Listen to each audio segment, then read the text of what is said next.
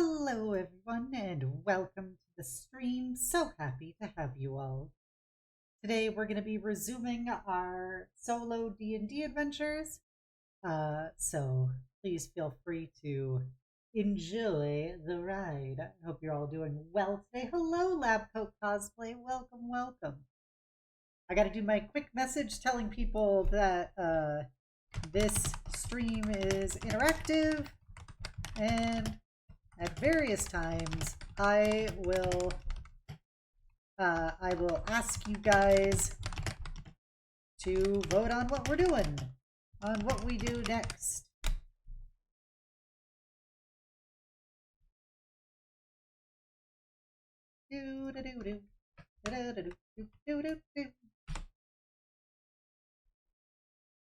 Okay. I hope you're doing well today, Lab Coat Cosplay. I hope you're having a swell afternoon. It's a quiet, rainy day over here in the overall Citadel lands. So we'll be doing this, and then I have various chores and errands to do today, as the exciting life of being in your I'm nearly my late 30s, my mid 30s. So, previously on The Secret of Oki Island, we found ourselves amidst a mutiny that then was suppressed due to unknown forces before we got then put back in with the rest of the crew, and all the mutineers were imprisoned, only for a lightning elemental to attack us, and which we defeated by knocking it into the water with a big plank. And then we were in turn knocked unconscious. When we awoke, we were once again aboard the ship that another mutiny sprouted on. And this time they were in full control, as they were taking us to a secret pirate island of Pirate Japan, where we met Captain, that was his like sharp smile, I think is what Randy has started calling himself now. And we met his first mate, the super hot Japanese sea elf, Opal. We wandered the main streets of this pirate town. We gambled. We lost our money. We then gambled some more and won all of our money back. And now we were going to go head into a tavern where we would meet Randy once more and I guess find the next steps of our journey.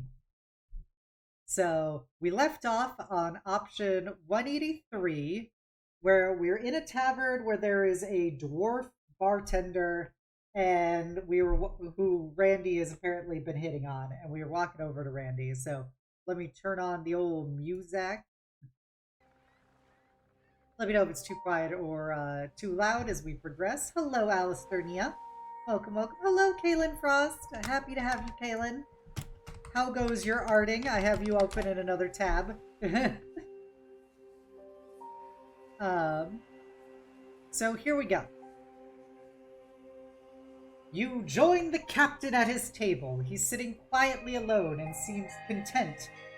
Well, that got a lot louder. Sorry. Turn that down a little bit. There we go. That's a bit quieter.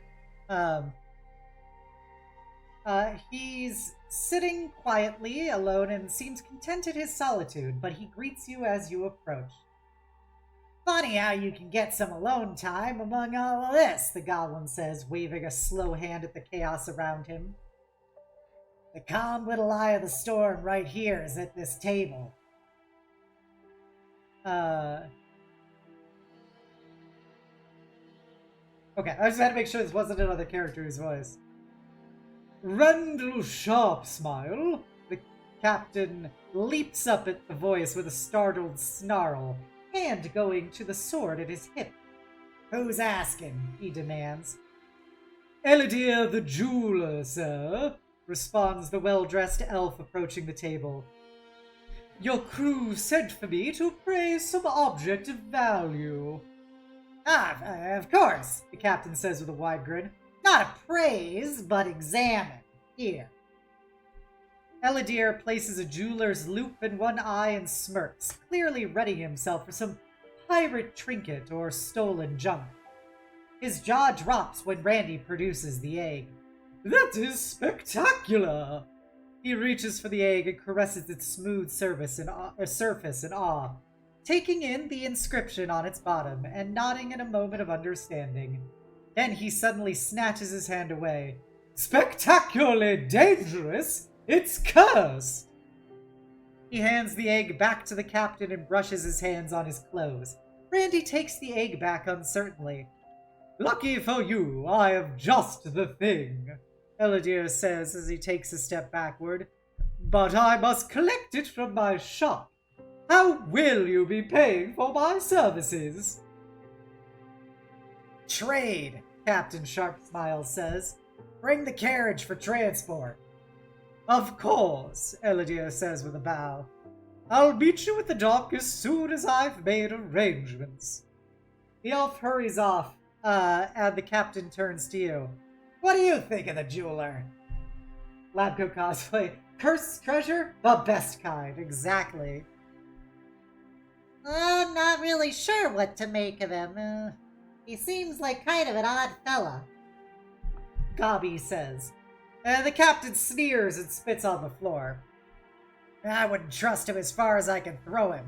He either knows too much or he thinks he does. But that means we know where we stand with him. Better to know we're on shaky ground than to think it's firm, don't you think? He lets that sink in for a moment before letting you know he's heading back to the ship. He suggests that if you have any more errands to run, you do them now. He'll meet you aboard the ship in an hour or so. When you're ready, you return to the ship. We already bought everything. We talked to everybody. I think we can peace out back to the ship. You return to the Rapier Wit to find Captain Sharpsmile and Opal speaking companionably on the deck. You also notice the name on the bow of the ship has been repainted in a slightly shaky hand, erasing the last traces of the Sun Dancer. Next to the captain and first mate, bound and gagged, are the two prisoners, ex-Captain Solaris and Lady Saphira. Despite the hangdog look of the captives, the mood aboard the Rapier Wit is celebratory. Knots of sailors have gathered around Rain, Ribcage, and someone appears to be Saphira's valet, Francis. He seems to be having a grand time despite his manacles, and his gag is hanging around his neck, allowing him to chat to the rest of the crew. As you reach the top of the gangplank, the clatter of hooves and wooden wheels draws your attention below. Hydration. An ornate carriage drawn by two brilliant white stallions in full regalia pulls up to the docks. The jeweler Ellidir emerges wearing fine robes and glittering rings on every single finger. Ah, he's here! Come along, you two! The captain points at the two prisoners, who are slow to get started. Once Ribcage grabs hold of their chains, however, they move faster to avoid being dragged. Opal nods to you and smiles broadly. Come on, you're going to want to see this. Ellidir approaches the gangplank as the captain jogs ahead of you to meet with the jeweler. Did you find what we need? He asks eagerly. Can you point the way to Oki Island? I can, the jeweler says, holding up a dark-stained hardwood case. But first we must settle payment. No more IOUs, Randall. Of course not, just like last time. A trade. The captain beckons Ribcage over. Opal and Rain flank the prisoners. We'll trade you these two hostages. One, ex-Captain Tango Solaris, and one, Lady Saphira, given name unknown, as she would not even deign to share it. Hostages? Really? Will the ransom be worth anything this time? Ellidir is making a show of considering the offer. I mean, hostages can be so bothersome, and it's not like I have any cells at the manor. They would have to stay in one of the guest suites. The more the jeweler speaks, the more frantically Saphira and Solaris try to communicate around their gags. The captain gestures to Ribcage to remove them. Yes, yes, anything to get me off this foul, detestable ship! Saphira cries as soon as her is off. A carriage, a manor, a suite, and taking me away from this idiot! My family will reward you handsomely. The lady is as sharp as marble, but I'm sure someone will pay you to get her back. So we have an accord? Captain Sharpsmile asks the elven jeweler quietly. Can you do a kickflip? Of course you can, Pixel. We always appreciate a good kickflip and pixel up in this household. You guys should go check out Pixelins. She's a very cute artist. Does wonderful art. Major pixelage. Go check her out. Hello, Corey. Welcome, welcome.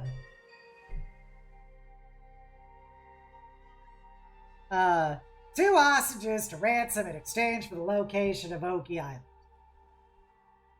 Deal, Elodie says with a nod. If you would both please wait for me in the carriage. You're also a wonderful D&D player and fluent in sarcasm? Well, those are all highly desirable traits, Pixel. Sorry, Lynn. I just default to calling you Pixel because it's the start of your name. We always respect real D&D street cred up in this house. I hope everybody is doing well today. Randy glances at the two prisoners and shouts one last aphorism in their general direction. We suffer more often in imagination than in reality, my lady. I hope your trip continues with no further interruption. Well, Elodie, you're an odd fellow, but you ransom a good hostage. Hostages, entirely located in the decks of your ship at this time of year. Saphira starts screaming expletives. This is all your fault, Tango! She jerks her head towards ex-Captain Solaris, who seems to be focused on staring despondently at his feet. I should have never listened to Mother. I should never have listened to Mother, he says, shaking his hand. I think it's supposed to be head. That would be odd for him to shake his hand. I was never cut out for the officer corps. Numbers and ledgers don't mutiny. Now I'll have to scrub decks on dirty trade ships forever. Randall looks at him almost emphatically. No hard feelings, Tango. Remember, decks don't scrub themselves. He dramatically motions goodbye with a tip of his hat and a laugh. Sayonara! Ribcage escorts the hostages to the carriage while Elodie makes a show of opening his case. The case contains a board covered... I'm clicking around everywhere. There we go. Look at a board with letters, numbers, and symbols that look like constellations. If you would pass me the egg, Elodie says. If only you could sell me this bauble, I could make us all rich. Well, I would merely be richer, but you'd be rich. It's nothing compared to what we'll find on Oki Island, the captain says with a gleam in his eye. What now? Where do we find Oki Island? Elodie asks the egg, and then he places it on the board and moves it around. He produces a small piece of paper and a writing charcoal to make notes, and repeats the process several times. He's got an egg Ouija board.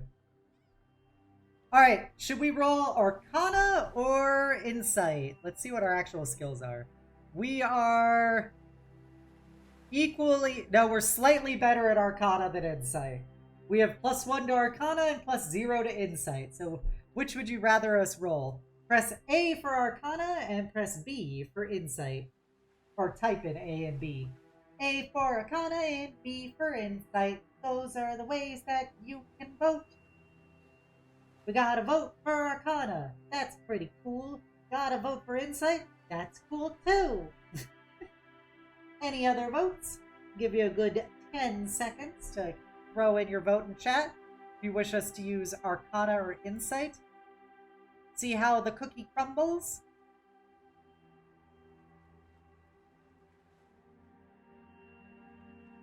Alright, it looks like we are going to be tied, so I'm going to do a roll-off. 1 to 2, we do Arcana. 3 to 4, we do Insight. That's a 3, so we're going to do Insight, the skill we're worse at with a higher DC. Yay! Alright, the DC was 15. We got an 11. We didn't get shit. So we fail our skill check. You don't see anything unusual going on with the jeweler's little ritual, but it itself feels like a cause for concern. It's impossible to tell what the truth of the matter actually is. Without anything to bother you but a vague hunch, you continue watching the elf work his strange magic with the egg. Ellidir stops spinning the egg and makes a show of solving some complex puzzle on the pages of his notebook. So, what does it mean? Opal asks the jeweler. Flotsam, the jeweler says gravely. Your answer is in flotsam. The board never lies. The board, Ellidir? Or was it old Felix, esteemed bear for life of Flotsam, who came to trade some shiny salvage and told you about a new map in his collection? Randy looks to you, Opal, Rain, and Ribcage. Felix loves his maps. Can't stop talking about them. Knowing where you've been is great and all, he's always saying. But maps show you where you're going. Love that guy. Hello. Hello, sir. Welcome, welcome. Thank you for the follow, and I appreciate the boon and blessing of your message. I think I made Rain French last time, so we'll continue with that. You're sure that it's Blossom then? Rain chimes in from half behind Ribcage. Well, yes, I'm sure. Then less steadily, because the board says it's so. Then the egg begins moving again. This time its meaning is clear to all as it ponderously spells out the phrase Takesappira.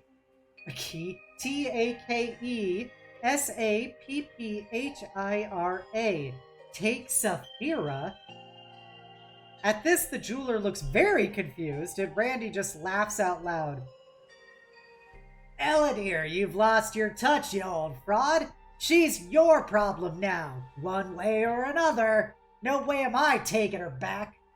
For a moment, Ellidir turns green about the gills, as he seems to wonder whether he's accepted a white elephant. But he isn't given much time for contemplation. Fine. Lots of it is. Thank you, Ellidir, for both the information and the show. There's a brusque goodbye to the jeweler as he climbs into the carriage and sets off over its clatter of wheels and hooves. You think you hear Saphira's very unladylike whoop of elation. And with a destination in mind, the captain and crew, now including an extremely eager to help Francis, quickly makes the final preparations to set sail before the sun dips below the horizon.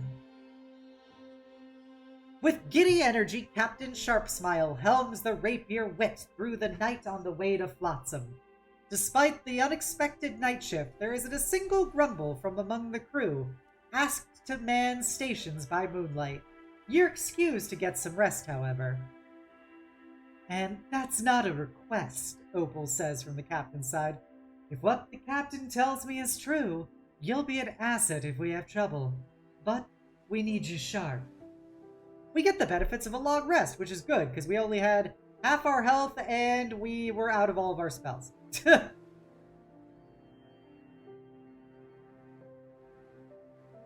After we squared up with a thug on the docks and then got beaten when we started cheating and gambling.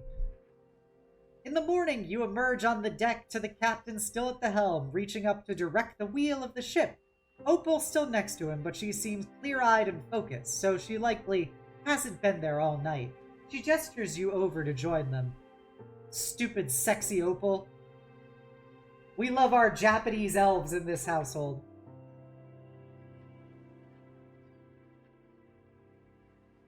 Also, man, look at the size of fucking this goblet's head in proportion A to his body, but as well in proportion to fucking Opal. His head is like twice the size of Opal's, and he's half the fucking size. He's got that Taimo.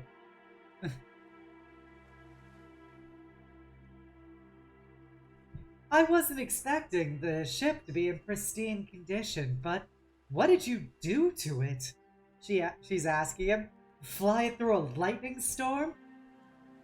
Closer to the truth than you think, the captain says. We're seaworthy still, but, only barely. Can you help? Work your magic? Of course, Captain. The elf replies, cracking her knuckles and rolling her neck. That little hiatus in Brigand's Bay gave me a chance to cook something up. Oh no, she's about to cook. She pulls an unobtrusive leather cord from around her neck and produces an amulet. With an incantation and some arcane gestures, she picks at a sliver of wood from a damaged railing. She rubs it between thumb and forefinger until it disappears, and a warm, sunny glow appears around the amulet. In its light, the broken bits of the railing reach toward one another and rejoin. Hold on, chat. Let her cook. Fantastic work as always, Opal, the captain says. Please go about the repairs and bring the adventurer with you. He'll give you a chance to get acquainted. The captain nods in your direction, and Opal turns towards you, smiling broadly and nodding in greeting. Oh, Rain, do your thing. Guilty. Rain shimmers into half a dozen copies of himself, each new version picking up a tool, some wooden planks or in some other way addressing some damage to the ship. Come on, Opal says to you, Captain's orders. Let's be friends. She gestures towards the stern, and you follow. You accompany Opal to the stern of the ship, and she shakes her head, tutting over the damage. You know, I've done a lot of mending in my time, she says wistfully. She whispers an incantation to glowing fingers and then smooths some of the milder scratches out of a railing.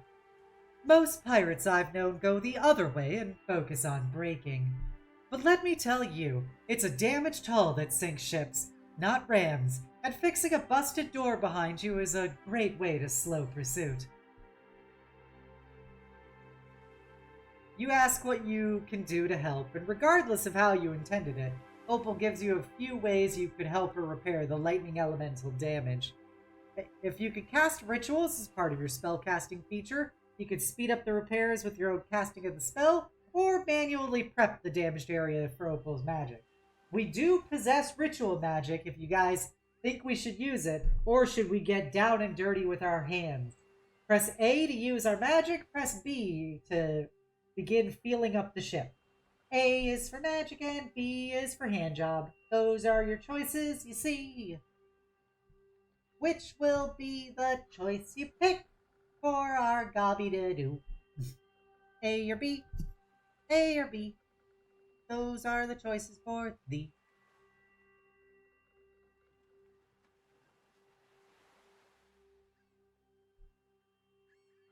Do-do-do. Oh, we got a B. We're going to work the wood. We're going to get all up in our wood here.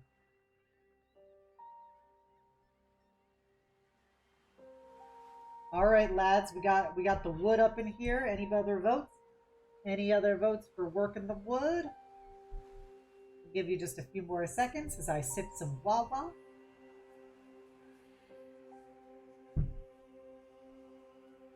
Hey, Christy. Welcome, welcome. It's the Goyle.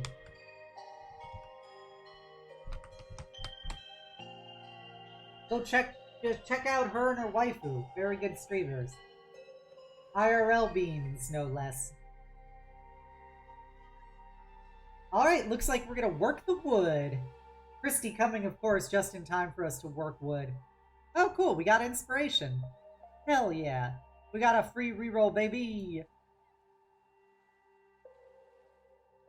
You find a set of tools and begin work on prepping the area ahead of Opal's repair spell by adjusting crooked fixtures, clearing excessive debris, and even provided a path through the damage.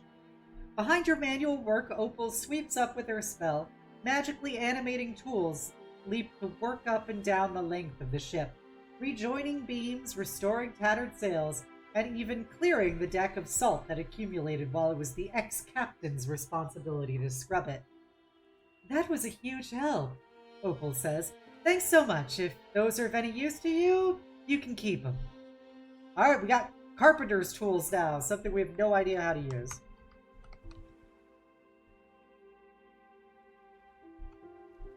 Carpenter tools, hell yeah. Cool. I wonder if this will ever become relevant to anything. Opal suggests that you get yourself washed up, but before you can do anything, Rain calls out from the crow's nest that Flotsam is in sight. You accompany the rest of the crew who crowd the railing to view your destination. At first, you mistake Flotsam for some buoyant driftwood. It looks from afar like a load of floating rubbish. To be fair, it actually looks like that up close too. You can see how the place got its name. As the rapier wit pulls up to dock, you can tell where old ship's crates, barrels, anything has been scavenged and nailed together to create a faux landmass, a town whose story is written in shipwrecks. I guess we weren't out of the woods yet. Oh, Alistair. Sprawling outwards from the docks, you can see where buildings have been erected on floating platforms, connected by bridges, planks, and cables. Some are whole cabins entirely salvaged from their original vessels. Others are small and humble huts built from driftwood. It is an eclectic place, but nevertheless you can see that it has a sense of homeliness as well. Or it would feel homely if any people were there.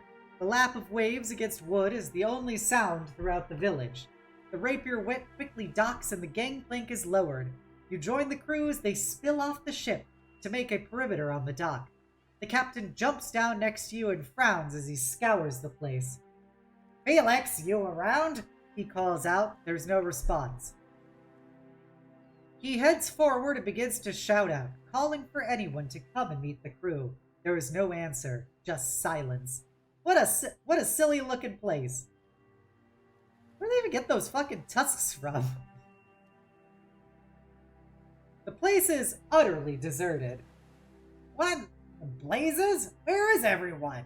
mutters to himself. He looks back towards Opal, who shrugs, clueless. "Did they all sail away?" Rain suggests, piping up from where they're securing the ship. Randy shakes his head in response, his brow now furrowed and concerned, tongue fiddling with one of his gold teeth. "Well, it happens, but only in the face of some disaster, promising certain death, so something's happened. Everyone, go and see if you can locate any sign of the townspeople." You and the crew scatter to create a loose search party. The first structures you come across appear to be small family homes. If you go inside and search, if you want to pass the structures unexamined and continue on. What do we want to do, chat? Do we want to search for A, or do we want to just peace out and, not do that? B. Search for A, leave is B. Which would you like us to do, chat?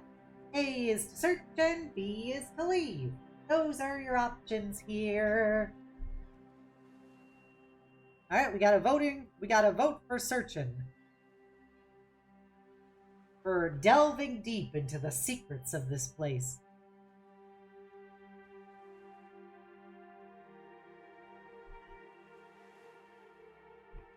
Any other votes? I'll give you a few more seconds.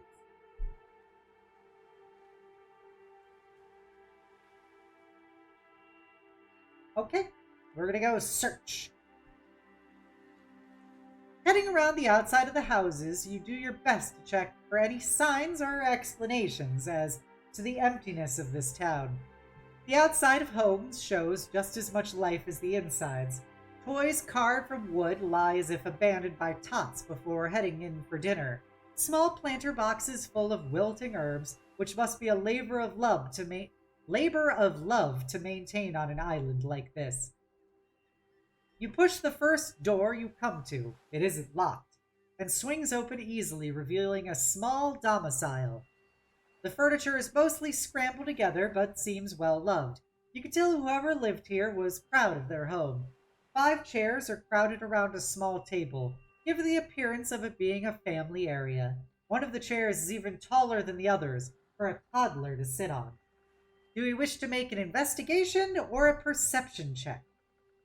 We are slightly better at investigation than we are perception. A for investigation, B for perception. Those are your choices here. +1 to investigation, DC 15, +0 to perception, DC 10. Those are your options. Which do you choose? A to investigate, a B to C with perception here for thee.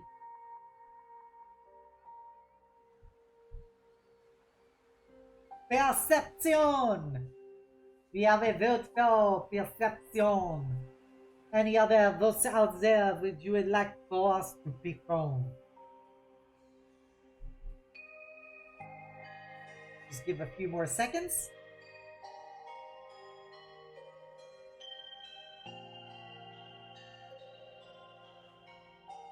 Okay, perception it is. We got a 15! We would have succeeded on either roll. So we got over a 10, so we go to 230.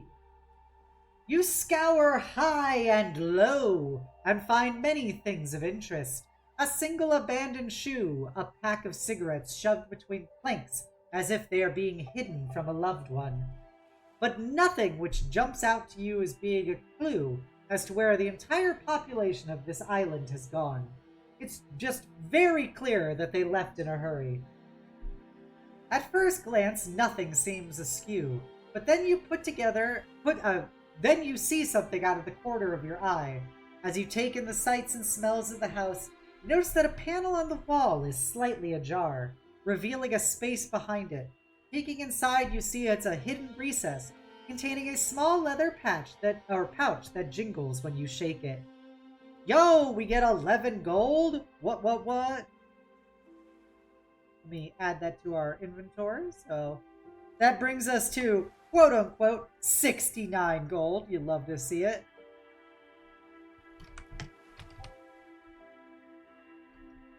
We get a 10 gold value turquoise gem. Or we get inspiration. I know what we want. We want money, money, money. It seems there's nothing else of interest in here, and certainly no residents, so you continue your search for clues elsewhere. The main street, quote-unquote, is a long walkway. Once the decks of many ships, now a make-do boulevard. You notice the way the wood has worn from years of feet passing along it. Though this town is much smaller than Port Plenty, or even Brigand's Bay, it still seems eerie that it should now be so quiet. The next location of interest you find is a fishmonger. Based on the sign hanging above, it's an open-air stall, and given the nature of this town, it's no surprise that it looks well visited. You can see the path that has been made by thousands of footfalls on its counter over and over again. We can make a nature, survival, or skip it check. Alright, chat. A is for a nature check, B is for survival, C is for skip it. Which would you like us to do? I imagine we are not good at survival, and we are likely slightly better at nature. Wow, we are actually proficient in survival for a +1. So we are just as good at survival as we are nature. So A is for nature, B survival, C to peace out.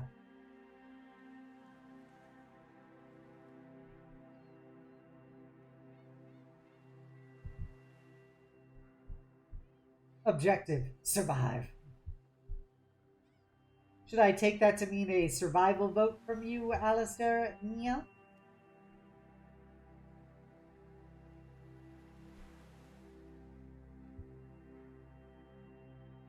Indeed, that's a B. I'm a B, I'm B living that good life. Alright, so we got a vote for survival. Give just a few more seconds, see if anyone else wants to vote.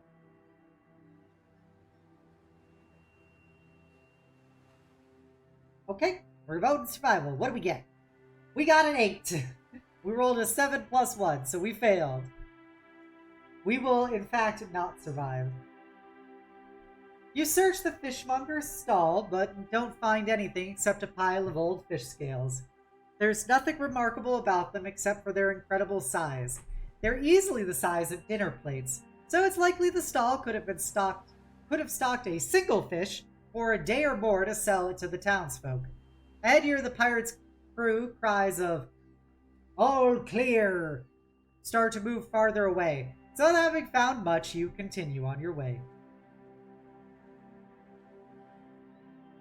"I found something!" comes a call from up ahead, and you see it's Opal. She's pointing at something hanging pinned to a wall with a harpoon. It's definitely a dead body, and for a moment you're stuck between whether it's a large fish or a small humanoid. The smell indicates fish for sure, but the size and shape seem much more the latter.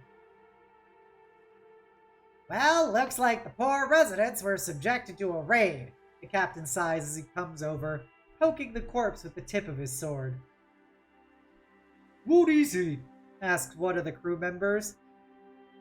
"It's Bronfin," Rain states. "They're nasty little creatures, scavengers mostly.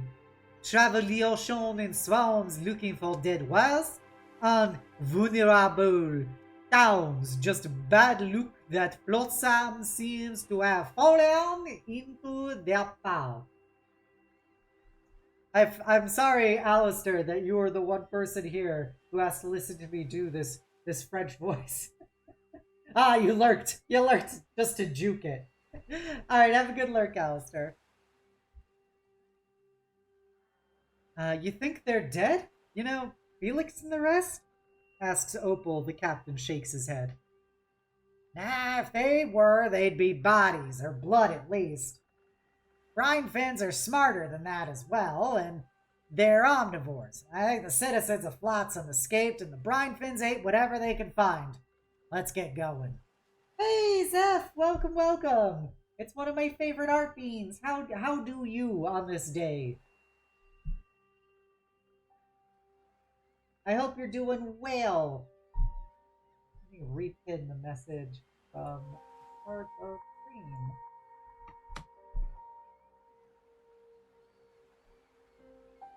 Oh my, you're too kind. Oh! I never forget about you, Zeph. A, I look at your art and I go, it's awesome. But B, I keep thinking about once I have another job, oh boy, I'm gonna calm that fucking Varangian guard art from you. I'm so hyped for it. I just need money. I just need a money stream. I'm glad you're doing well, Zeph. I'm glad you're doing well. Yeah, we're on part 3 of our solo adventure, and we've come to a vote. As the captain recalls us, we can choose to press on with the rest of the crew, or suggest that we loot the village before we head off. A, we press on. B, we loot this abandoned village. So in chat, vote A if you want us to move forward, or B if you want us to loot. A to move and B to loot. Those are the choices for you. Apparently you missed the first 2 parts. Well, the good news is, at least, that you can always go watch the previous parts on my YouTube channel, where I post all of the episodes of every stream I do.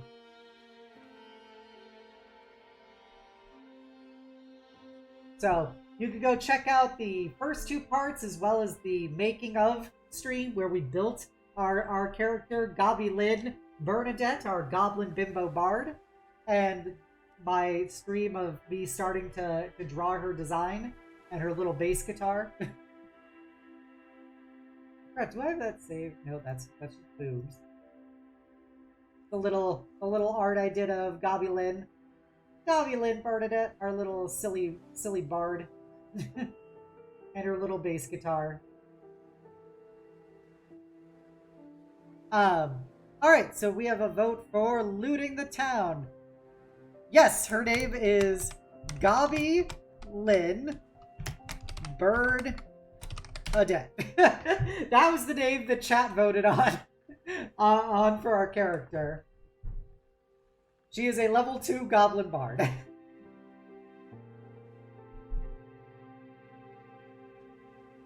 Alright, so we voted to loot the village, so we're gonna loot the village. A wide smile appears on Captain Randy's face.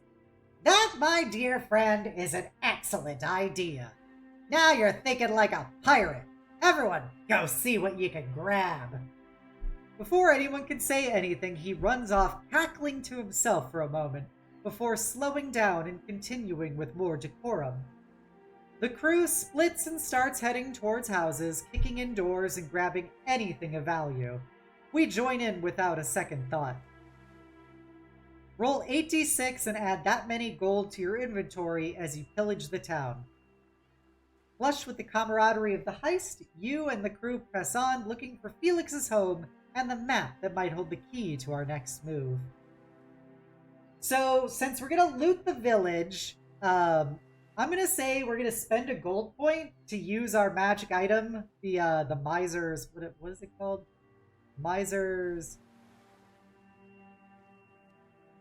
I think it's Miser's Bounty, which lets us find the largest supply of gold nearby. And we're going to do that to just max... I don't know, max. We're going to roll double the dice and see what we get. So we're going to roll 16d6 and see how it plays out.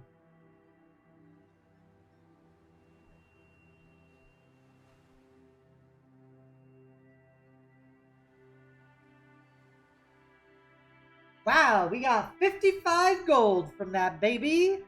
Adding on to our 68 previous gold. So that is, math is hard. 100, 18 plus 5, 23, 123 gold. Everything's coming up, Goblin. Is 55 gold a lot in this game? Kind of. We're low level, so previous to the 55 gold, we had 69 gold. Which we won from gambling. So before that, we had like 10 gold. So yeah, it's a fairly sizable chunk of change for how much money we currently have. We previously spent all of our money buying bombs.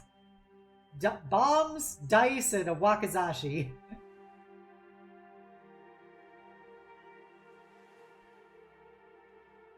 The pirates around you move carefully but briskly through the bridges and walkways of Flotsam. The captain has joined you and is loosely following your movements, while Opal, Rain, and Ribcage flank him. It's not long before Randy hisses and waves, the signal passing through the crew to stop and look. Oh, by the way, Zeph, we're going to be doing a new stream format on Thursday, where I'm going to try and once a week do a read-along stream, and we're going to be reading a Warhammer 40k novel. Specifically, we're going to be reading the Horus Heresy novel, Titan Death, which I haven't read yet, and that's literally why we're reading it, which is about the largest Titan battle that was ever fought in Warhammer history.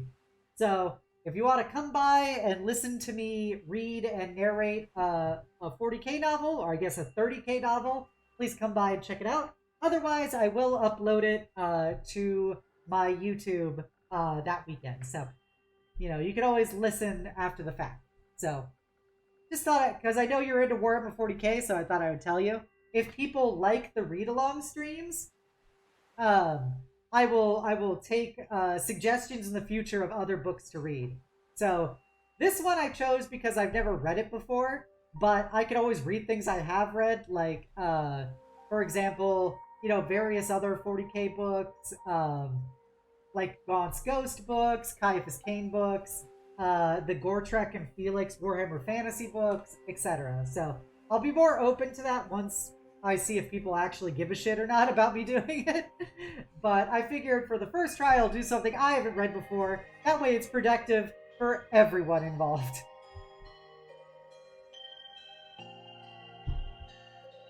Okay. Time to read the entire Horus Heresy on stream? Jesus Christ. I couldn't do that because a lot of the Horus Heresy books are awful. I've read I think all of the good Horus Heresy books that exist, but most of them are terrible.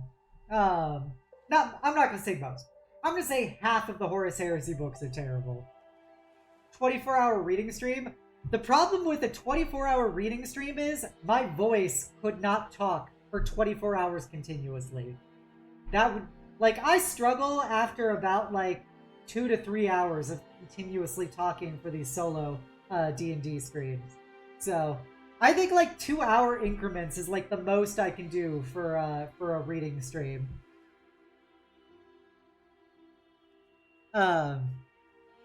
Okay. You there, see them? The captain whispers to you, "They're still here!" Following his pointing finger, you see a nicer than average flotsam home that you surmise is the mayor's. Milling about the main entrance are 3 small humanoids. Even from this distance, you can see the namesake fins on their heads, the scales glittering in the sun, and impressive sets of teeth. You could attack the brine fins milling about outside the house, we could try to sneak past them into the house, or we could try to negotiate a way in. I think, like, we could always kick ass. We're always very good at that. We are best at persuasion, but we are also pretty good at stealth. So, but it's up to you guys, chat. Do you want us to fight them, sneak them, or convince them? Press A to fight, B to sneak, and C to talk. A is to fight, and B is to sneak, and C is to talk and squawk. A, B, C. It's easy as 1, 2, 3. I want to see gobbo flexor rizz. Oh, hey, Demad Rock. Welcome, welcome. We got another vote for C. All right, we got some. It looks like everybody wants to see me rizz up these fishmen. Let's go. All right, they call me the Rizzler. Let's see what we get. We have a +5 to persuasion. Chat, here's a riddle me this answer. Do you want me to really stack the deck on this? Do you... Hello, this is a fun interactive D&D session with Jack. Well, thank you. Thank you, Madrock. This is the 3rd session we've done of this. If you would like to catch up on the previous sessions, they're on my YouTube, by the way. But yeah, the goal is chat gets to vote on everything we do. Chat voted on literally making this character in the first place. So chat decided what race and class and name she had, as well as what her instrument was, etc. So this is very much a chat-created adventure. So we can, we could be true Rizzlers here.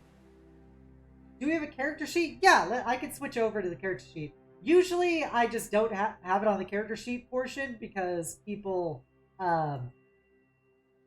generally like to look at the pages more. But we have our character sheet here for Gobulin on a little Roll20 thing I made for Gobulin Bernadette, our trusty gobbo. And if you were wondering what she looks like, here is the little picture of her that I drew based on chat's design. So, chat voted on the various design elements of her, and I made Gobulin and her bass guitar. She's our silly little goblin bimbo bard. Thank you, I'm glad you think so. Okay, so let's roll a persuasion check. If we fail, we can always use inspiration to re-roll it, or we can always use a spell slot to cast Charm Person to auto-succeed. So we have contingencies if we're insufficiently Rizzalicious. Actually, I should probably see what I'm supposed to be doing first. So we're gonna try and negotiate. Okay. Oh, do I not? Oh, I do make a persuasion. Okay, I'm a little ahead of the game here, so I'm gonna switch back over just a sec so you can see what the thingy is.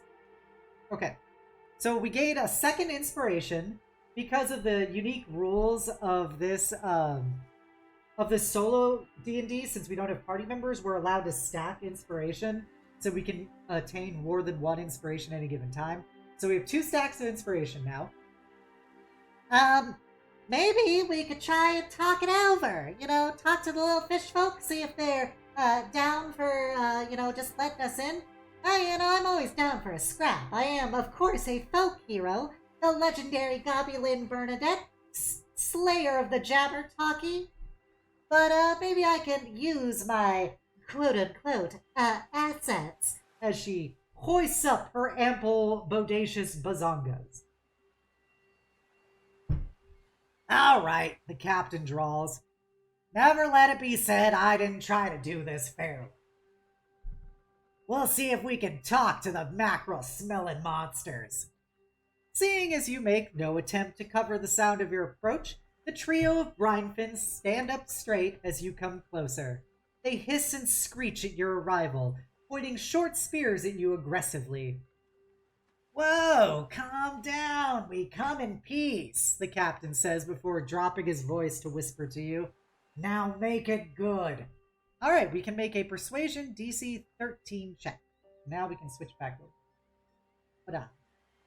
So let's roll that persuasion. Ooh, we got a 10. We rolled a 5 plus 5. So we're going to use one of our free inspirations to re-roll that. 12! We still failed. Oh, man. I want us to pocket that remaining inspiration just in case. So I'm going to use one of our slots of Charm Person to just auto-succeed on this check.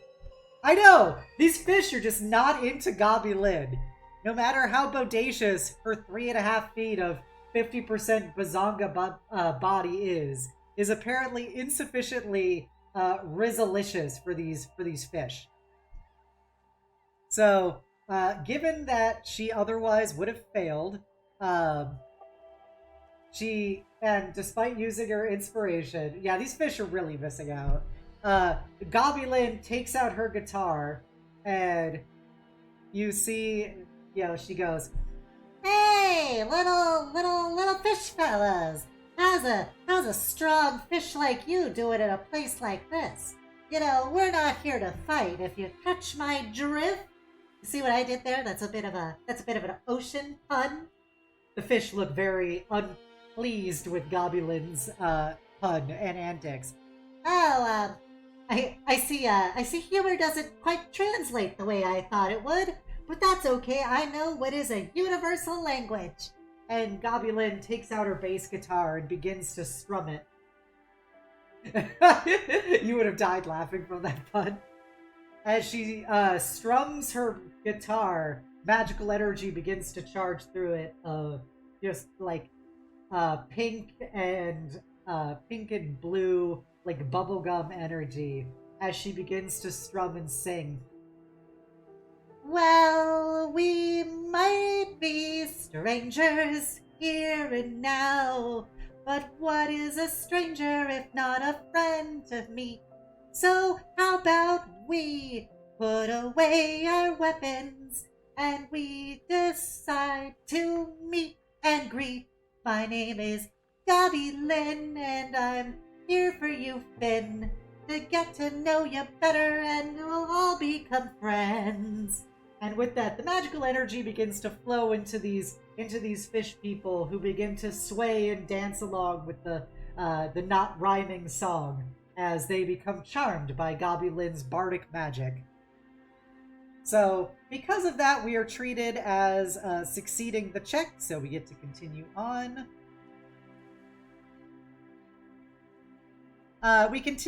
We communicate to the brinefins. You're in love with Gobby Lynn after that song. You should have seen it. There was, in the previous session, I had to busk, which is basically playing music on the side of the road, for gold while we were in this pirate town.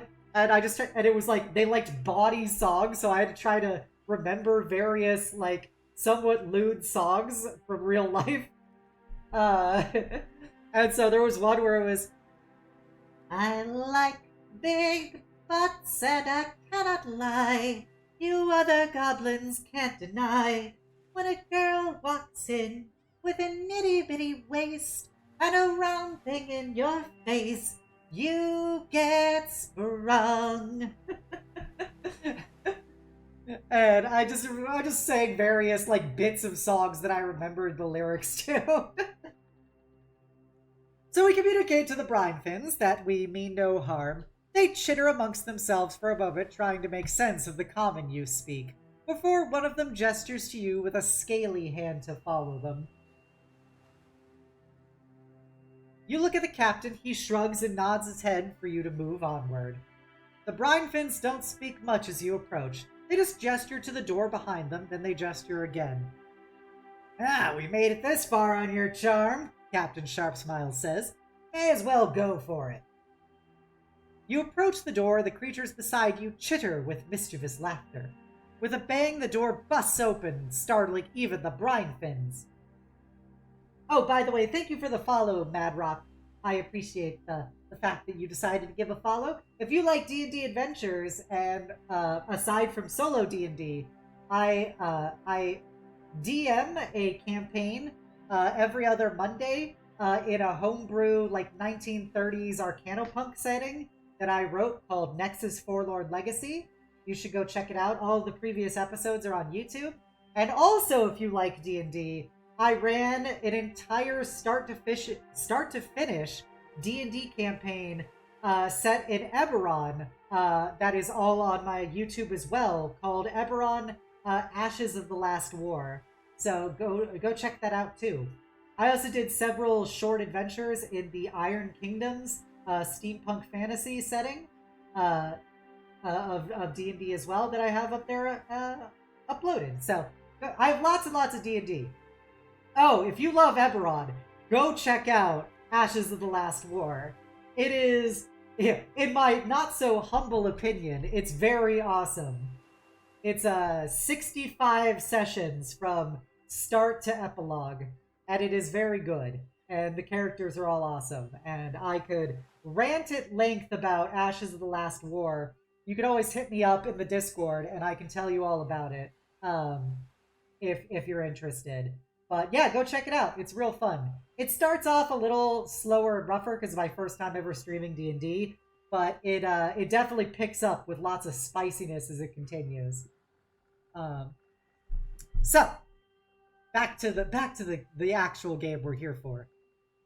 What is it? Asks Rain, their brow furrowing in confusion. Oh, sorry, that's the wrong one. That was a lightning elemental session. Sorry, we're on 202. You love playing. I've been DMing a bit more. I run a pay-to-play session every other Saturday at a very old tea house. We call it D&D with tea. You should call it T&D. I do a 3-hour one-shot. That sounds really cool. I couldn't imagine asking people to pay to play D&D with me. I know professional DMs, and it's like infinite respect, but like I would feel so self-conscious asking anyone to pay for me to fucking DM for them. The pressure would kill me. Yeah, I DM a lot of things. I also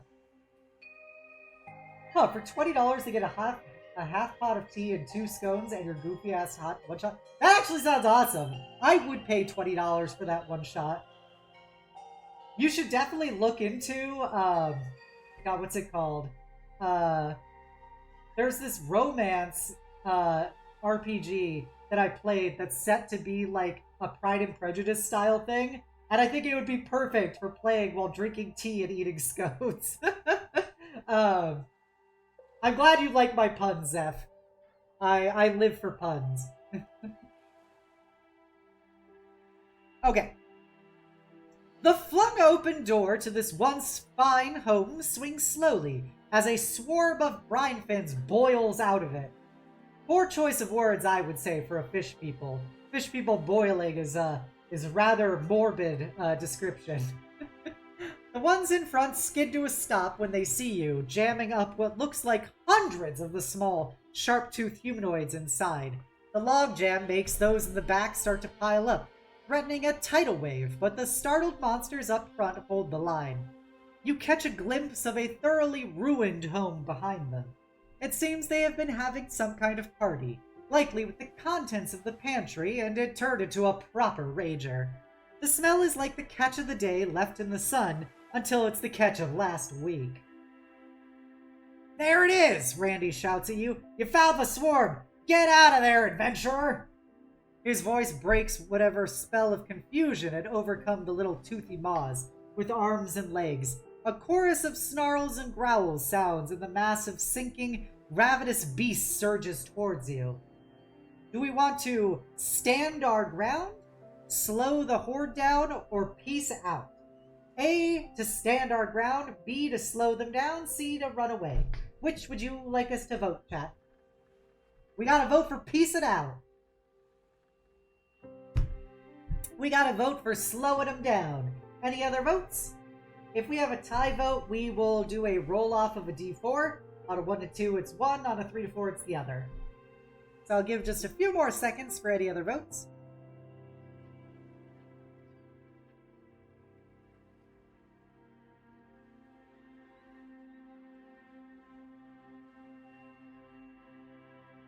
Okay, looks like we're tied. So 1 to 2, we will do B, and a 3 to 4, we will do C.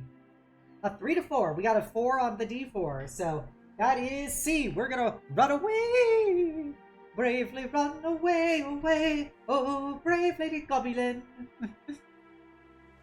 When danger reared its ugly head, she bravely turned her tail and fled. In the face of the churning mass of hungry mouths and spears, you make a break for it. The brine fin's small legs and semi-aquatic lifestyle means they can't keep up with you. But with those that hop into the water are keeping pace better. Ahead of you, the rest of the crew clatters along the walkways and over the channels between platforms. The masts of the Rapier Wit loom up ahead, getting closer far too slowly. A pirate ahead of you stumbles and falls into the sea. The water churns, then bubbles, and then goes still. Wow, look at that silly looking fella. These guys look so fucking like 1950s fucking cartoon. This is like a Flintstones ass monster. Halfway back to the ship, 2 duplicates of Rain peel off and back and turn to face the horde. The brine fins fall on the 2 figures and slow down, buying the crew precious moments in the escape. As the replicates fall, however, you clearly hear the original Rain up ahead cry out in pain. Sorry, I got a cough. Sorry about that. Scampering under an empty market stall, Randy calls at you to hurry up. Turning around to see how you're doing, Opal skids to a stop. He's got little suspenders. Imagine getting attacked by this motherfucker. Rain! Ribcage! Make sure the captain reaches the ship! Then she points at you. You're going to want to hurry up! Opal begins chanting, her hands making unsettling shapes in the air in front of her. Then with a rude noise, a stream of yellow-green gas jets from her outstretched fingers to detonate in a cloud of foul-smelling vapors right in the middle of the brine fins. The fact that it's a rude noise makes me think it 100% is making a fart sound. Like, this lady is like, I'm casting stinking cloud over here.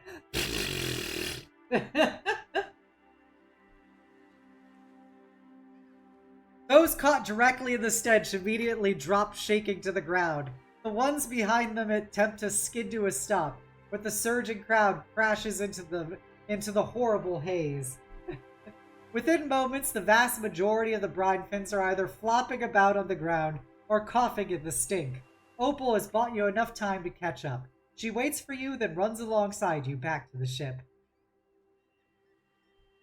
With relief, you reach the gangplank. You are one of the last ones to board. The captain stands at the bottom, waving you up. You hang back with the captain at the base of the gangplank, allowing Opal and a few other stragglers to also board.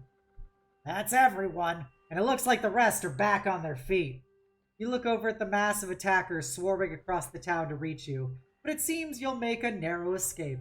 The gagging brine fins have begun to stand and resume their charge at the ship.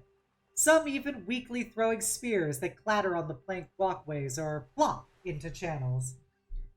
Prepare to weigh anchor, the captain bellows, but then he lets loose a more guttural cry.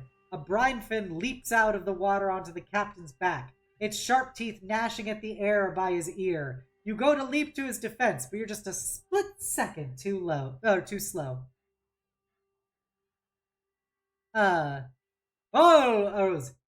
I'll save you, Captain!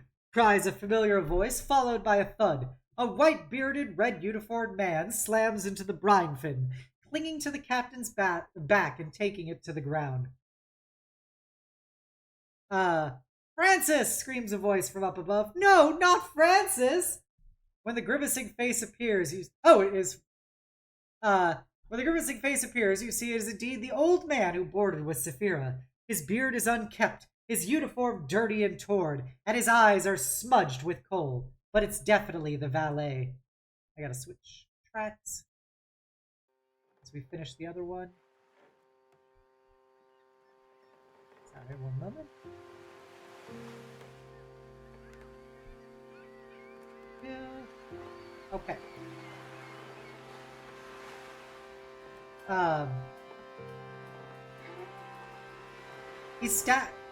Sorry, I lost track of my face. Okay, it's definitely the valet. I've lived my life on others' terms, he says to you. I'm dying on mine. Get out of here. He staggers to his feet, holding the brine fin by the neck and shaking it. As the aquatic humanoid is lifted in the air, it changes in demeanor from aggression to fear. Lifting the creature as a shield, Francis shouts at you again. Go! Several other brine fins are getting nearer. There are dozens more behind them, too. Come on, the captain says to you, grabbing you as you pass. He made his choice. Make it count. Francis's sacrifice buys you just enough time for a narrow escape, and you follow the captain aboard the Rapier Wit. The ship's sails drop and snap full of wind, and the vessel pulls away from Flotsam's haphazard dock. You four with me, the captain says and stalks off to his quarters. You're left standing on deck with Rain, Opal, and Ribcage. Any thoughts you might have had to disobey evaporate when Ribcage lays his enormous hand on your shoulder and half guides, half pushes you to the captain's cabin. As you approach, the door is thrown open, and you can hear high-pitched roars and screeches followed by the thuds and crashes of things being thrown around the room. You walk in just as he's flipping over the table containing his charts. I'll kill all that filthy jeweler, Randy snarls. I'll burn them alive in that fancy manner of his. I'll make him beg for it. I need to turn the music down slightly. There we go. When he sees you and the other three pirates, he immediately stops his tirade. It's all right, Captain, Opal says. You've been doing remarkably well on your path. I could do with a little wanton destruction about now myself. In a show of solidarity, the elf kicks a chest on the floor, which overturns, spilling its contents. It was the case containing Saphira's jeweled egg. Why don't we just cut our losses and sell that? Rain asks, pointing at the egg rolling around on the floor. Because it's the key to the Oki Island, the captain cries in exasperation. Or it would be if I just had that thrice-blasted map. As he's talking, the egg catches your eye because it's rolling in a direction contrary to the movement of the ship, as if it's moving towards a particular destination. When you point this out, everyone in the room turns their attention to the egg's strange-looking search. Eventually, it seems to find what it's looking for. A nautical chart from Randy's upturned table. With a faint grating sound, the egg rolls in little concentric rings on the paper. Then it stands itself up on its base in the middle of the ocean. Well, the captain breathes, that was, something. What do you make of that? We can make an investigation or an insight check. What would you like us to do, chat? A for investigation, B for insight. A for investigation, B for insight here. Those are choices that we'll make if we wish to be clear. Oops, I misclicked the wrong button. Sorry about that. We got a vote for A. Any other votes, my dears? What do you have a better number with? We are slightly better with investigation than we are insight. Slightly better. Alright, we got 2 votes for A. I'll give a couple more seconds for any other votes.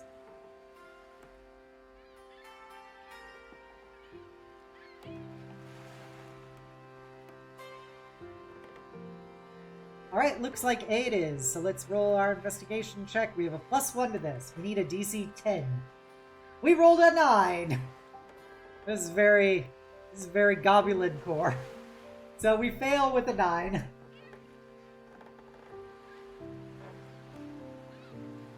Failing our investigation, we go to 207.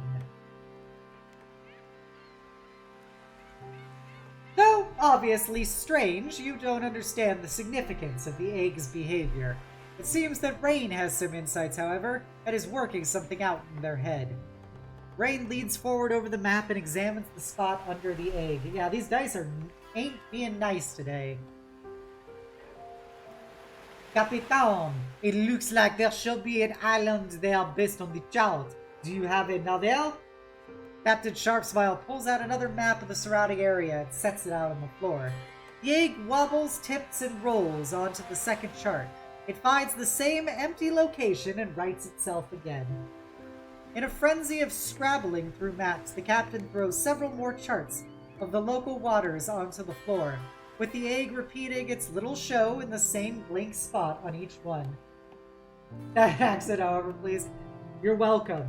If you enjoy my French accent, be sure to watch Nexus Forlorn Legacy, where the party is working with a French dwarven ship captain named Captain René Calais de Leon de Clanstone Smat.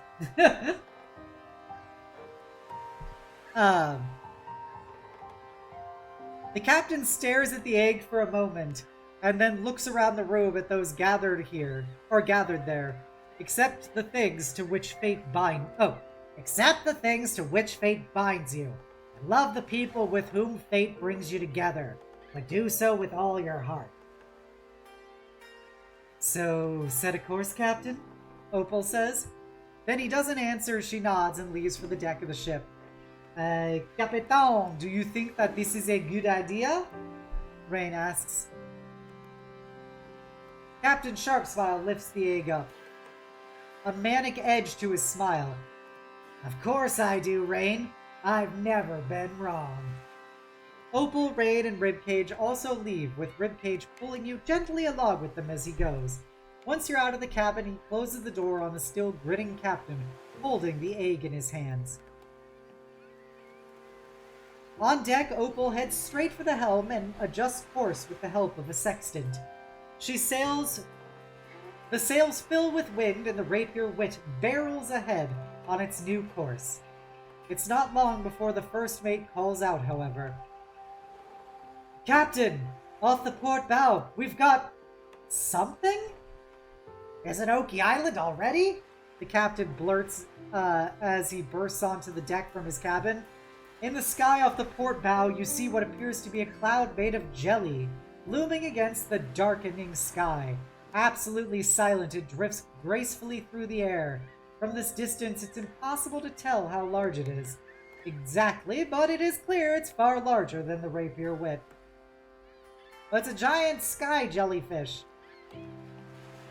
That is indeed a quite large jellyfish. What is it? Asks Raid, their brow furrowing in confusion. A cloud on elemental is getting bigger. No, it's getting closer, the captain mumbles, his eyes widen in fear. Sky pillar jellyfish, and it's coming this way! Why don't we change course to avoid it? Rain asks, but the set of the captain's jaw answers their question, even before he speaks. If we drop anchor, it'll hit. There's no time to tack. And we'll get tangled up for sure, even if we could manage it. Randy stares balefully at the massive approaching jellyfish for a moment. Then his face lights up. Sometimes the best way is through. All hands, brace for impact, cries Opal. And if you're not doing anything useful, get below. The captain jabs a finger in your direction. You are absolutely useful. Stay where you are. The wind gusts and the sky pillar jellyfish looms over, head like a mountain peak. Now you can hear a faint slithering sound as the tentacles hanging at water level lazily, searching for prey. Let's make a nature check. We have a +1. Oh, we got a 16, baby. We got a 16. Everything's coming up Gobby Lynn. It was a DC of 12. Looking at the jellyfish tentacles, you remember that sour juices and vinegar are great at reliving jellyfish stings. So it would follow that the creature itself is susceptible to acid. An acrid odor is carried by the wind, and the low slithering sound coming over the water has grown into a clicking and clacking. A mist has risen up off the ocean from the swirling agitation of the jellyfish, tentacles searching beneath the surface for more sustenance. You lose sight of the jellyfish in the fog. "Is it gone?" asks a crew member. 1 second.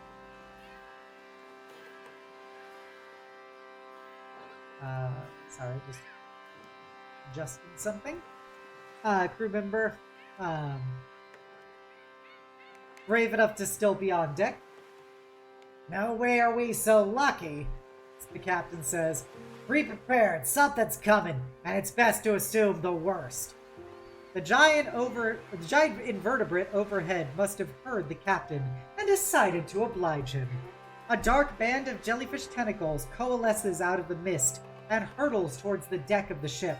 The huge pulsating tendril of translucent flesh slams across the deck with a crash, long wicked barbs squealing against the deck as they search for purchase. "Hack it off before it gets old!" yells Captain Sharp's smile. Everyone above deck rushes for the tentacles with the same axes normally used to repel boarders. Then another tentacle slams into the deck behind you. "That one's yours, adventurer!" Opal yells. She hurls bolts of fire into the mist, tracking movement in the soupy air, leaving you to deal with the second tentacle alone. Alright. We now go into combat. So let's go to our other screen. And we're going to pause our music for a moment as we now switch to our combat music. Final Fantasy VII battle music, baby. Alright, we are squaring off against this tentacle. It is a huge aberration, which has a -1 to initiative. So, go to 20. Go to 1. There's a -1. So it got a DC, or it has initiative of 12. What's our initiative? We have a +4. 16, baby! So we go first. What do we want to do? Do we want to spellcast at it, or do we want to try and hit it with our rapier, or perhaps our newly acquired wakizashi from the Japanese pirate town? Put a vicious mockery at it? Alright. Magique! We are going to insult this this thrice damned jellyfish. Let me check something.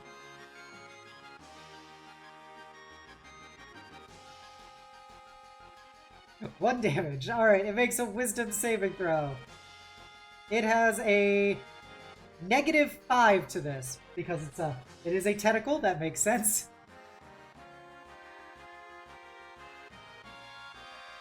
It rolled a 4. We successfully do 1 damage as Gobulin stands amidst the storm of this jellyfish tentacle, strumming her guitar, and just looks at this tentacle and goes, I've been with men bigger than you!" And the tentacle is shocked by the sheer audacity of this insult. It takes 1 point of psychic damage. It's gonna try and bonk our little gobby. It has a +1 to hit. Oh, it got a nat 20 on her! Oh, she spoke far too soon with her insult. So it does 1d6 -1 damage, so this is gonna be 2d6 -1. 7 damage. That is quite the blow. So, Gabi Lynn, as she insults this thing, this massive tentacle just backhands her, and she gets impaled by all these, like, you know, spines and barbs and stuff on it. And she did not like that. That was a hefty hit. She is going to whip out the big guns.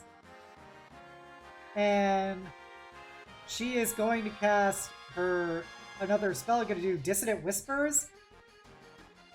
So the tentacle is going to have to make another Wisdom save at a -5.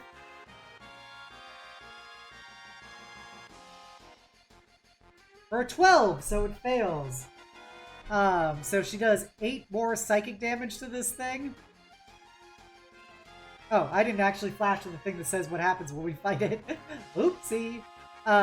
Okay.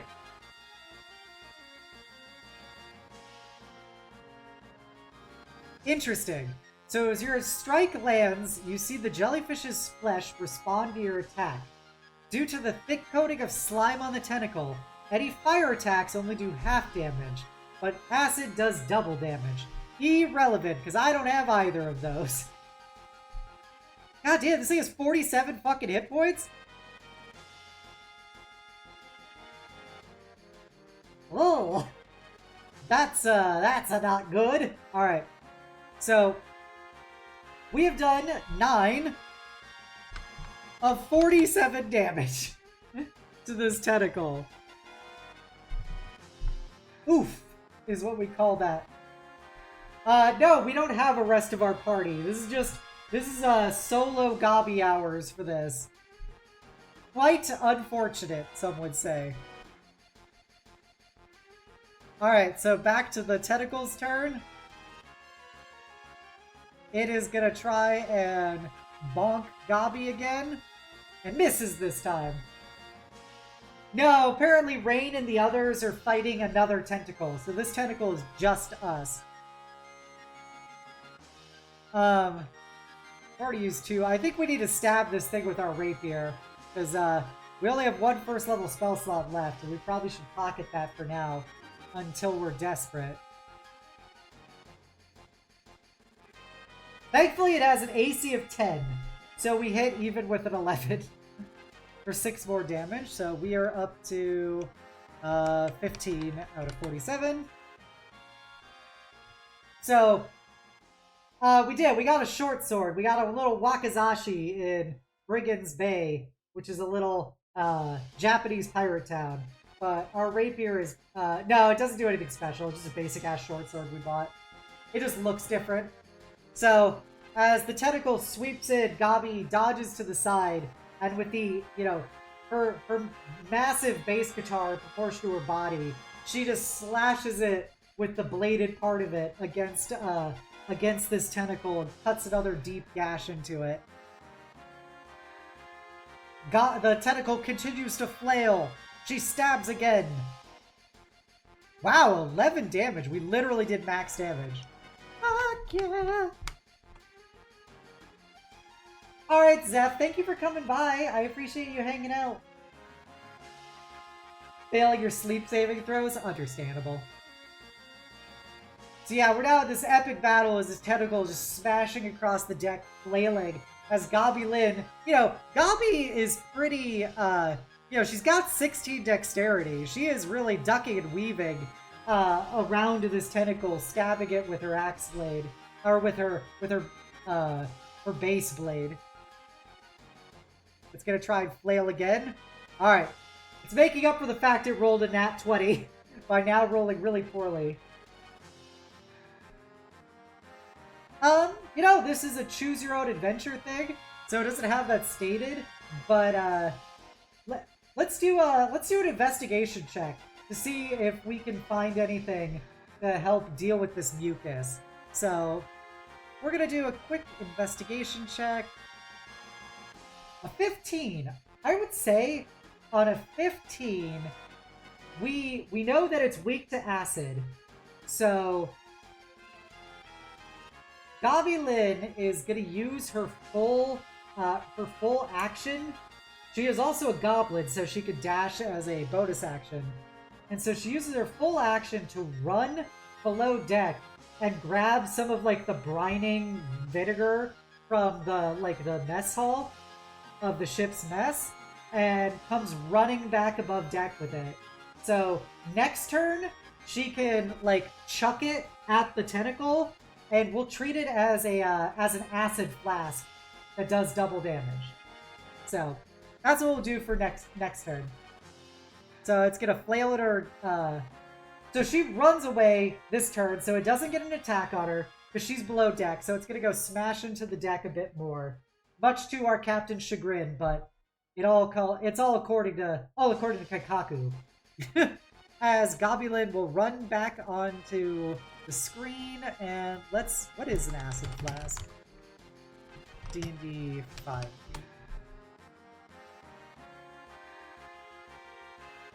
Okay.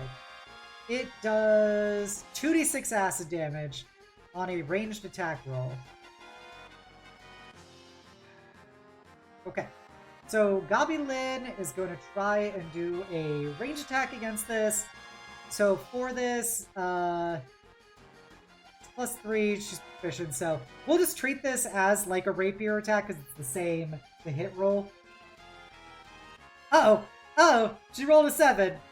I think this is such a clutch move, Madrock. We're going to use our second inspiration to reroll that. There we go. DC 11 does hit because it has 10 AC. So we're going to do... Now the choice is, do we wish to do 4d6 acid or 2d6 and double it?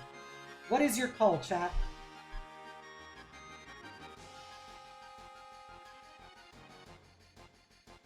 $2d6 doubled or 4d6? Okay, 2d6 and double it. That is 6 damage. So that is a flat out 12 acid damage to this thing, which brings us to 38 out of 47. So yeah, so Gobulin ran below decks as this tentacle continued to smash around. Rain and Captain Sharp Smile screaming as I disappear below deck. But then Gobulin comes running out with this massive barrel of like brining pickle juice as the ship's chef shrieks behind her before she two-handed just pull back, chucks it against this tentacle. And as she throws it, you know, her ample curves of her small form but bodacious body jiggle triumphantly as this barrel flies through the air and smashes against the tentacle, the brining fluid beginning to dry out and wither this tentacle. It's a jellyfish, so it doesn't really shriek or anything, but it begins to frantically flail around as it is down to 9 hit points, baby! So, on the tentacle's turn, it's going to try and bonk Gobulin again, and miss. So I think we're going to try and stab it again. 22, baby! Everything's coming up, Gobulin. 8 more damage. It has literally 1 hit point left. 1 fucking hit point. Oh, it hit Gobulin. So it does, I believe it was 1d6 minus 1. Yep.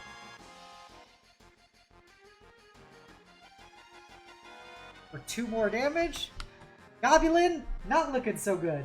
Below half health. Ain't that just the way? Ain't that a kick in the head? Alright, there we go. With that final, Gobulin's trying to duck and weave, and the tentacle flails out and smashes her against the side railing of the ship once more as it tries to pin her in place with one of its barbs. Gobulin takes her axe, or her base two-handed, and just slashes it through this tentacle that's been weakened by the acid, or weakened by the brining fluid, and just severs it in half. And it flails to the ground harmlessly. Its form has been so weakened that it just dies as the rest of the tentacle pulls back and We get our Final Fantasy fanfare music.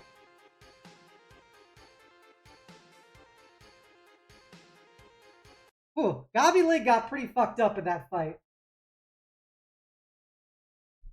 But thank you, Madrock, for suggesting us trying to get some kind of brining, salty acid fluid. Um, I think that was a good improvisation based on our Choose Your Own Adventure novel, and I think it worked out well. So we reduced it to 0 hit points. Thank you, Alistair. Yeah, I think that Gobulin can handle it too. You manage to split the gelatinous mass into 2 less dangerous halves. They ooze off either side of the ship, just as the rest of the crew severs the second tentacle. It also slides into the sea. A ragged cheer goes up from the crew, although a few of your fellow pirates are rolling on the ground in pain from jellyfish stings. The captain's off arm is hanging limp at his side, and there's a sting wound in that shoulder. Ribcage sports multiple punctures, but has 2 heavy axes without any apparent effort.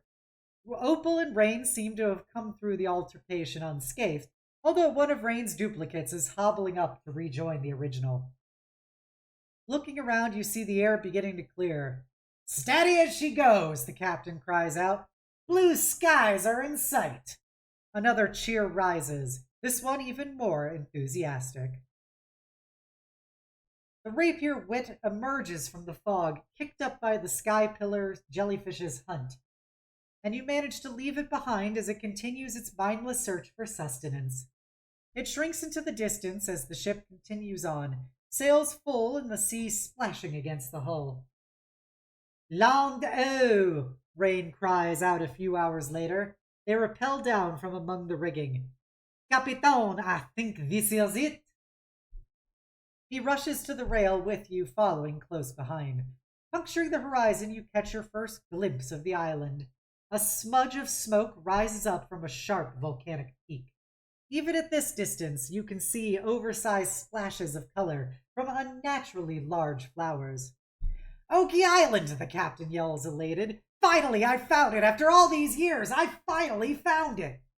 He rushes to the helm and takes over at the wheel, gesturing for you and his officers to join him. Yo, the secret of Oki Island? That's the name of the adventure! As the rapier wit pulls into the bay, you look up and around you. Among the towering flowers, it's easy to feel like an insect lost in a garden. From this angle, you also see that there are sections of the island itself floating through the air, some also sprouting the huge flora. In the protected bay of Oki Island, the rapier wit drops anchor, and the crew prepares for a fitful rest. You manage to get some sleep as well before readying yourself to go ashore at first light. We get a long rest, baby. We're gonna heal, baby. I'm sorry, I forgot to switch screens, but click the long rest button, and now we can go back to our book text. Right, you lot come with me, Captain Randy calls, waving Rain down from the rigging before hailing Opal, Ribcage, and us. Everyone follows him to the bow. Turns to face the small assembled group. Until you step into the unknown, you don't know what you're made of. Load up the longboats to Oki Island. Reading my mind. Long rest. Delicious, delicious long rest. A few crew members stay behind in case the rapier wit needs to make a quick getaway. For example, if the volcano erupts, but the rest of you row to shore. The beach is bare, littered only with long strands of seaweed and larger than average shells, but quickly becomes thickets of bamboo, growing so densely that they cause a natural barrier through which you'll have to make your way. The captain groans, looking upward, towards the canopy, over 50 feet above his head, which is 53 feet above most of the other people's heads. Goblin life, you know. Look, did any of you have a problem going inland? That thing won't erupt anytime soon. I know volcanoes, but if anyone has any concerns, you best raise them now. The volcano gives a low rumble, as if wishing to prove him wrong. The goblin blinks. Man, I've seen a movie before. There is a 99% chance this is Chekhov's volcano, and it will erupt by the end of this adventure, as we have to run frantically away from the volcano as it erupts to get back aboard our ship. um, well, we'll probably be gone by the time it erupts, and if it goes off before we find the treasure, it'll be lost forever. Rain crosses their arms over their chest. And I'll come with you, Capitan, but only because I'm sure you'll get yourself killed if you don't. Opal? She purses her lips. I don't like this, Captain. That thing seems dangerous at best and deadly at worst. Oh yeah, I've got to turn the music back on. Sorry. One moment.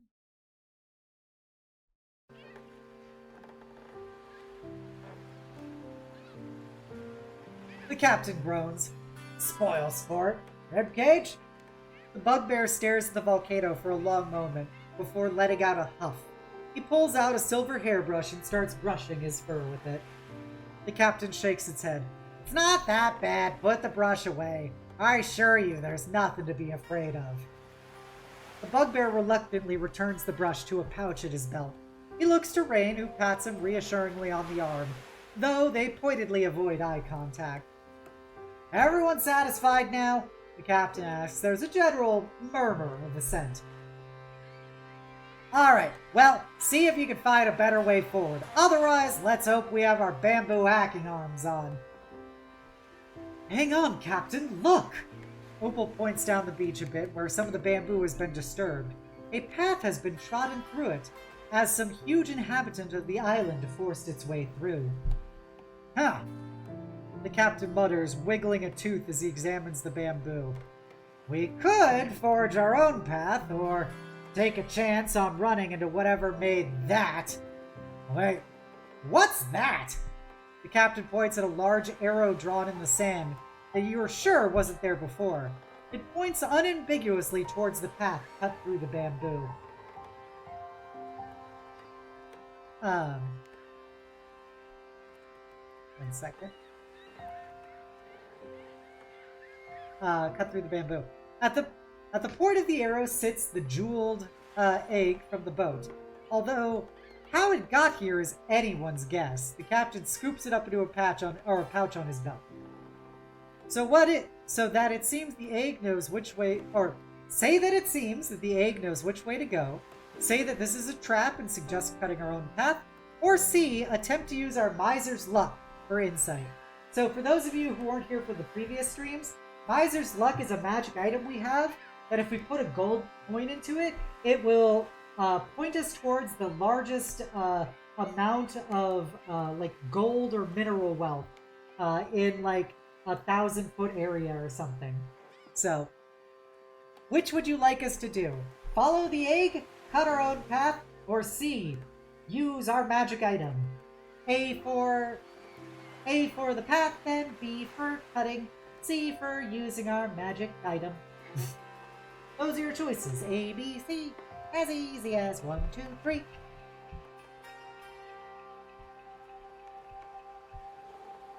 Follow that, Benedict. I'll give a few more seconds for anyone who else wishes to vote. We've got currently a vote for A.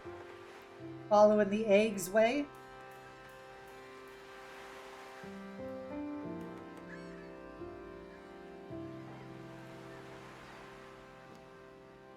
Alright, A it is. Alright, no point wasting our strength cutting down bamboo if we don't need to. Let's take this pre-made path. I'm sure it'll be fine, the captain announces. Capitan, are you sure? Rain begins, but he waves off the question and barrels on ahead. The path that has been made through the bamboo is wide enough for you to walk at least 3 abreast, but it is easygoing and safe. Aw, thank you so much for the Prime sub, Badrock. I really appreciate it. Every little bit helps me. And I hope you enjoy those sweet, sweet Obsidia emotes.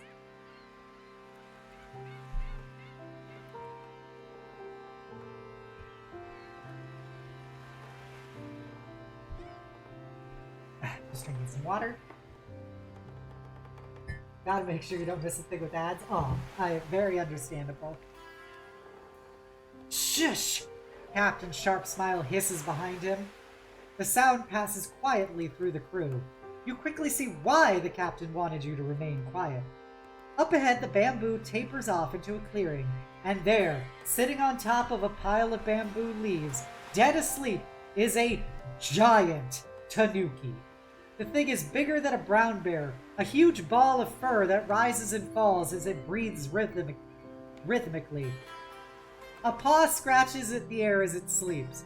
The captain goes forward, attempting to pick out the safest way through the bark that litters the floor to not disturb the sleeping giant.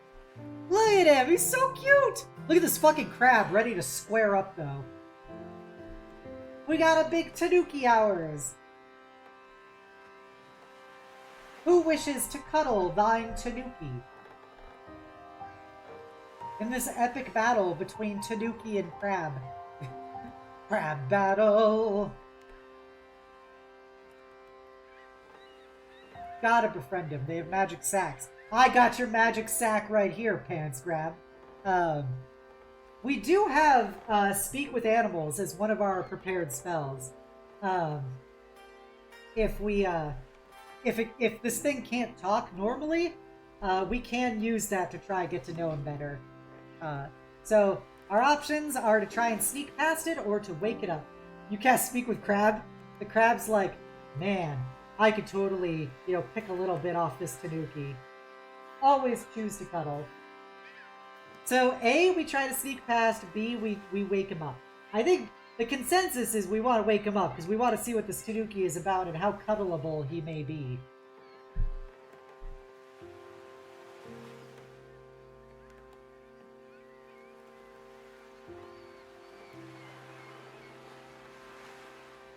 Alright, we're gonna go wake up the tanuki.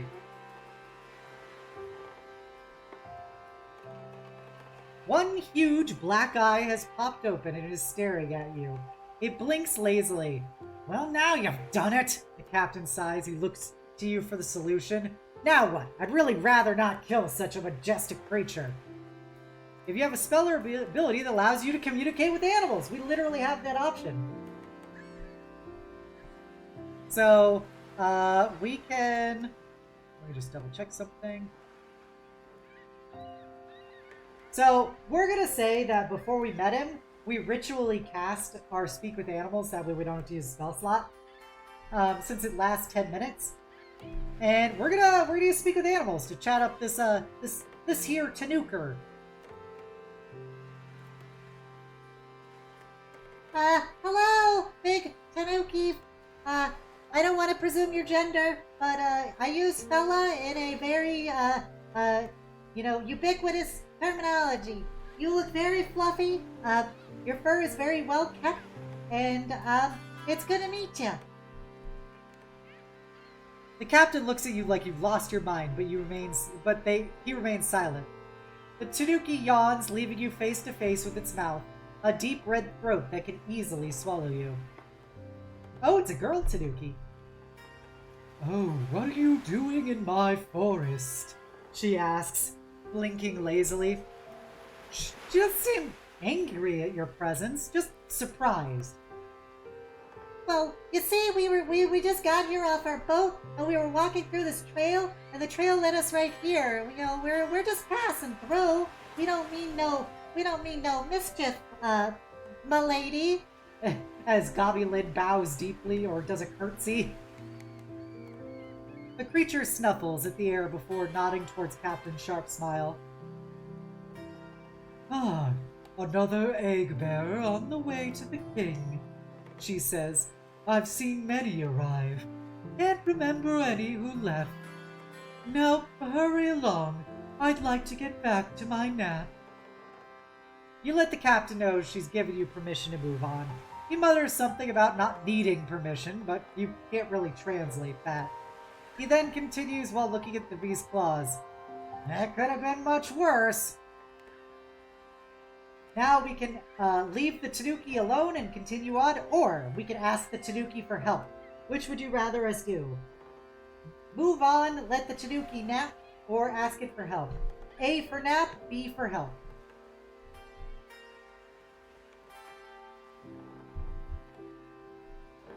Alistair is a firm believer in letting creatures nap and has voted A. Any other votes? Just give a few more seconds.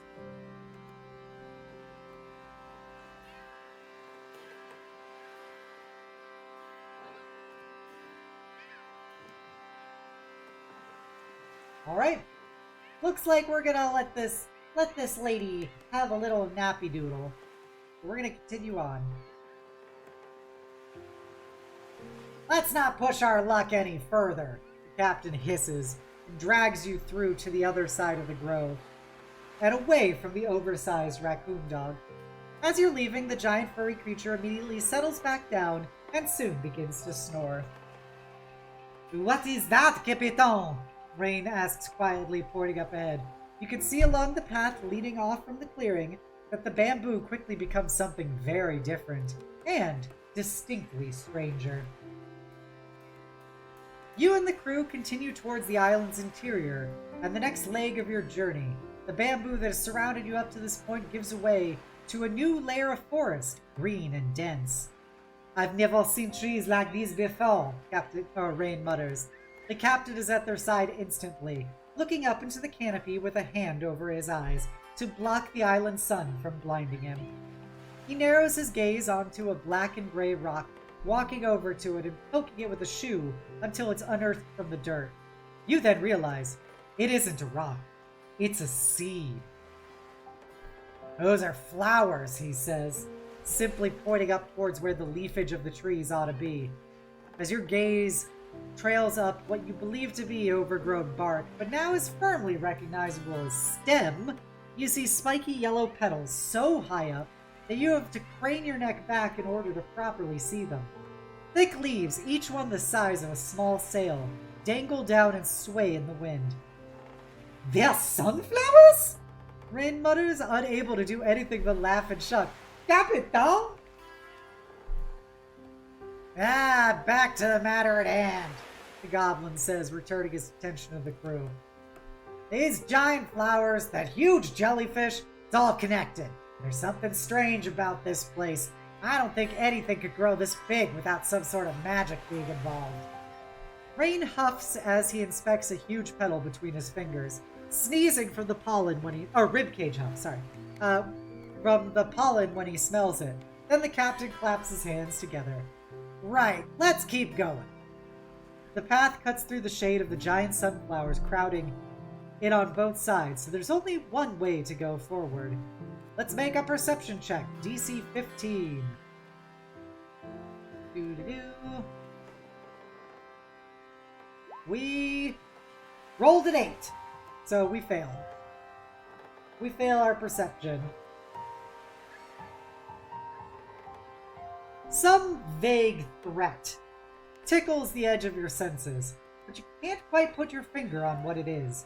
Luckily, the new danger makes itself clear when woody ropes of plant matter burst from the forest floor. These tendrils of vegetation snap tight around you and the crew. Ah! Cries the captain, followed by a string of impressive curses and oaths. Ribcage shakes his head, slowly in admonishment, the only part of his body that can move under a thick layer of tendrils. What is this? Yells Opal as she struggles her hands, free to cast a spell. Rain says nothing at all, though they flicker as they try unsuccessfully to duplicate due to the bindings around them.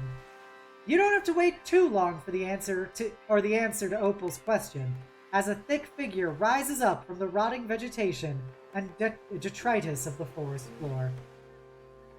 And with that, we are going to wrap things up for today. It's been about 2 hours. I think this is a good place to end things on a bit of a cliffhanger. Baloo. I hope that that is acceptable to everyone. La cliffhanger. All right. I hope everyone had fun with that today. I hope you enjoyed our latest session of our solo D&D stream. Especially for you who are new to the channel, I hope you enjoyed that. We just started doing this a couple weeks ago.